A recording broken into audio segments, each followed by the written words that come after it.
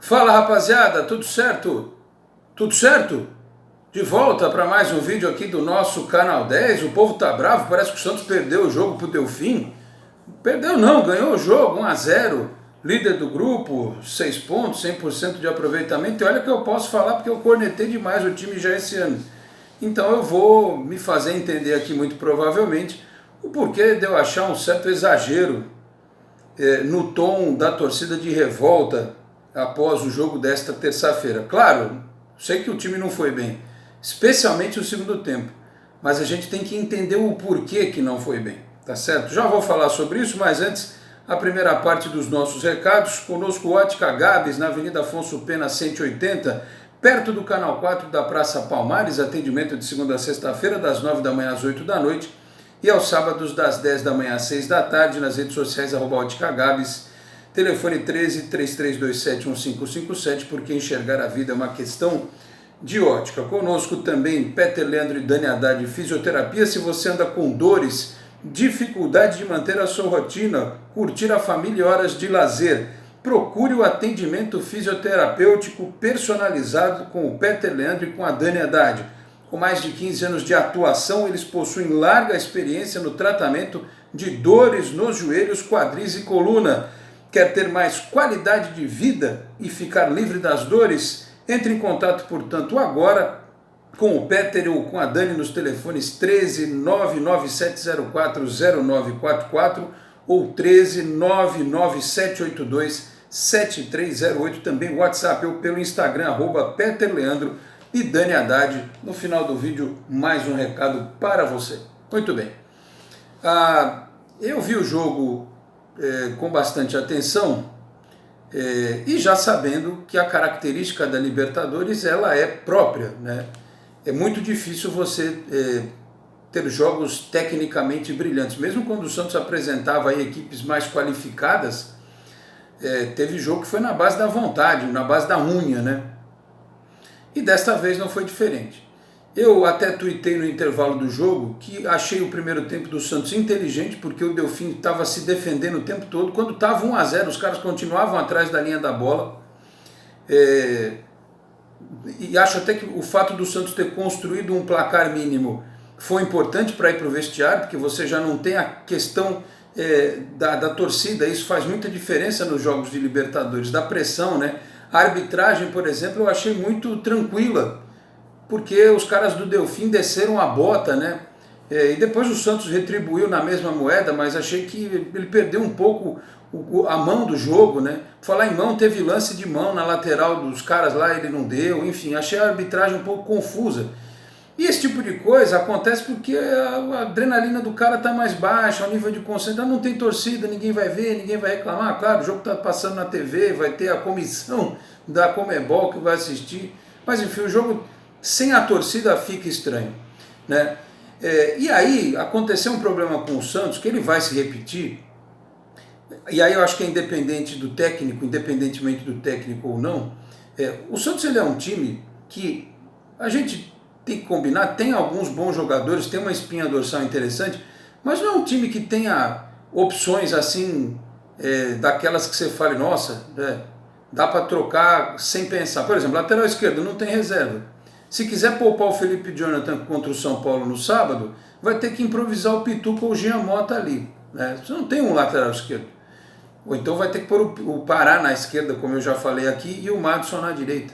Mas aí você não preserva o Pará, né? O Santos não tem um meia que num jogo como o desta terça-feira, no segundo tempo, quando a bola estava queimando nos pés dos jogadores, o Santos não conseguia manter a bola. Um cara que pegasse e respirasse, porque o Sanches ele é o meia que acelera o jogo, ele não é o cara que para e pensa a partida, ele tem outra característica.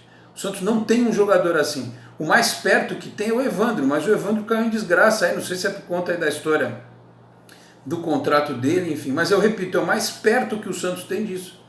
Não tem um jogador para, né, acalmar o time no meio de campo, botar a bola no chão e fazer a equipe andar. Então o Santos tem dificuldade de elenco. E aí passa também pelo fato de que nós estamos numa competição cascuda como a Libertadores com dois meninos no ataque. O Raniel não ficou no banco porque ele teve uma lesão, foi informado pela assessoria de imprensa antes do jogo, ele não ficou nem no banco de reservas por conta disso. E o Marinho também, né? Que ainda não voltou, porque se tá o Marinho aí, você usa o Sacha de centroavante, você tem uma configuração de ataque um pouco mais experiente. Mas então estão apostando nos meninos.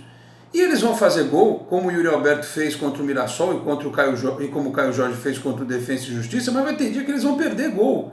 Porque é natural da idade, é natural da instabilidade de quem está amadurecendo. E o Caio Jorge perdeu o gol no sábado, quando entrou no segundo tempo, e agora também no primeiro tempo, aquela cabeçada no jogo contra o Delfim.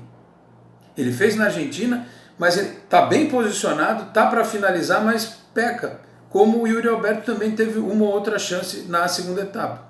Então assim, como é que a gente vai analisar um time que tem tantas dificuldades, né? Que tem uma ausência clara de um meia, que tem que apostar nos meninos na frente, quando precisa do banco, o Venuto e o Thailson devem treinar muito mal, porque o Arthur Gomes toda hora tem chance, e esse rapaz, ele, na hora que ele tem que correr, que ele tem que acelerar, botar uma fumaça para cima da defesa adversária, ele não deslancha, é um negócio impressionante.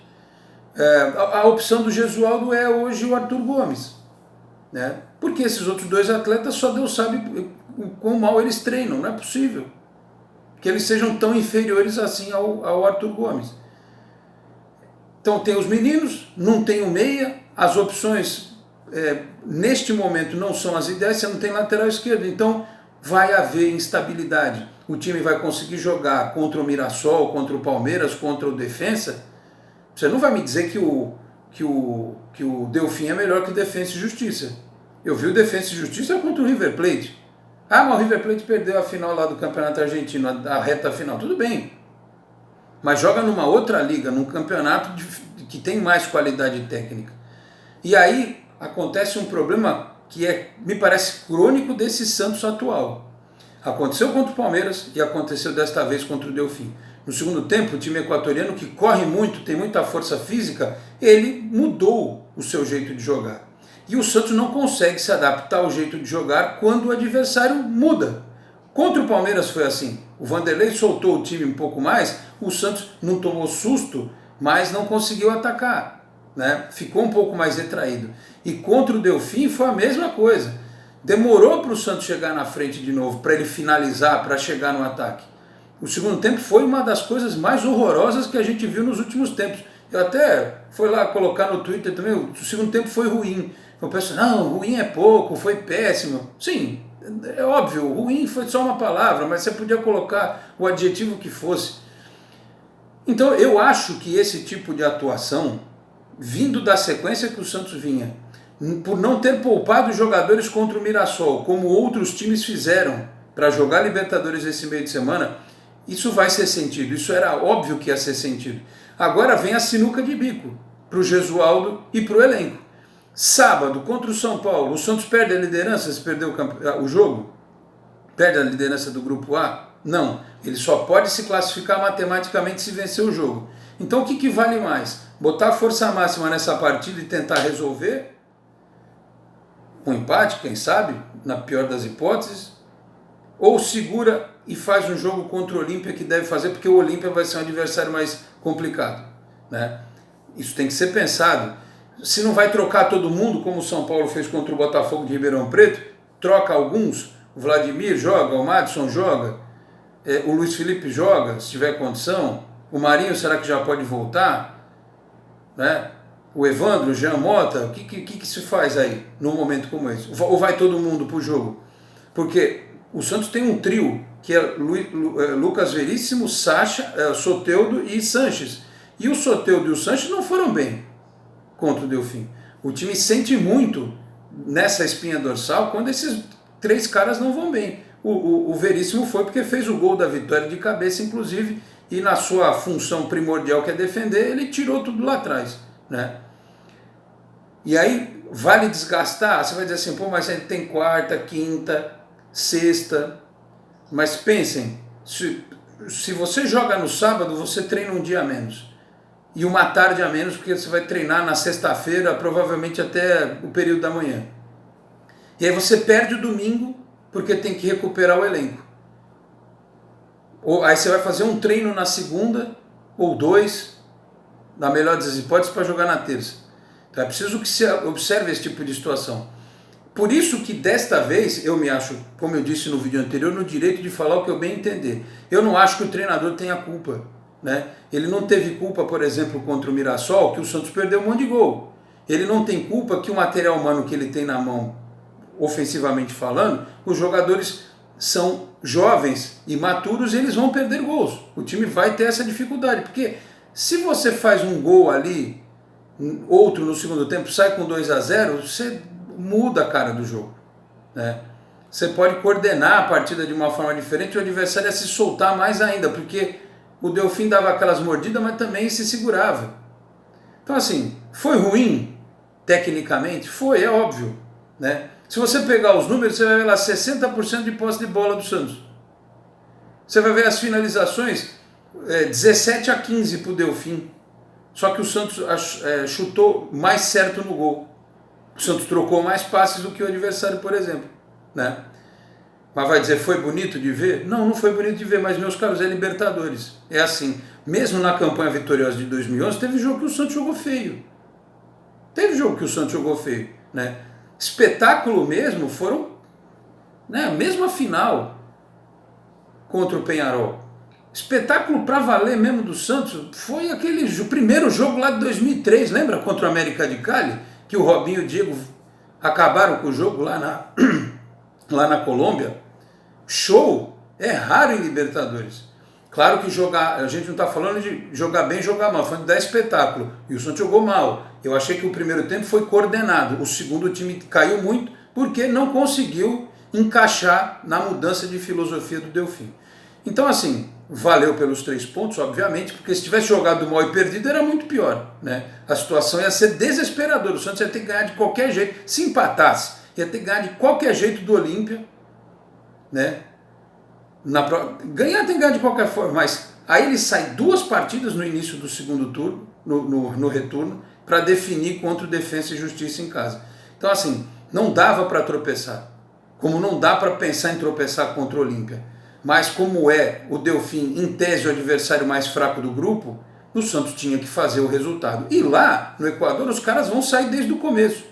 O Santos precisa se configurar para jogar com mais velocidade, para surpreender o adversário lá. Então, meus caros, óbvio, eu sei que vão haver várias análises técnicas, táticas, eu sei que cada um tem uma opinião, eu sei que o futebol não foi bonito, mas eu acho que nesse momento, diante das circunstâncias, da forma como o Santos vem sendo remontado este ano, pelo fato do treinador do Santos ter dificuldades para lidar com a situação do clube, porque lá em Portugal, como eu já disse, ele virava para o presidente e falava assim, olha, eu preciso de um lateral esquerdo. Quanto é?